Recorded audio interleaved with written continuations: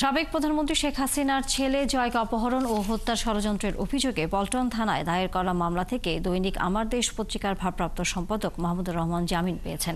বৃহস্পতিবার ঢাকা মহানগর দায়রা জজ আসাল জগলুল হোসেনের আদালত তার জামিন মঞ্জুর করেন। এর আগে মাহমুদুর রহমান গত রবিবার এ মামলায় ঢাকার চিফ মেট্রোপলিটন ম্যাজিস্ট্রেট আদালতে আত্মসমর্পণ করলে তাকে কারাগারে পাঠানো হয়।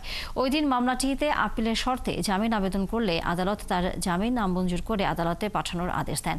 এই মামলায় গত বছরের 17 অগাস্ট মাহমুদুর রহমান ও সাংবাদিক শফিক রেহমান সহ 5 জনের 7 বছরের সশ্রম কারাদণ্ড হয়।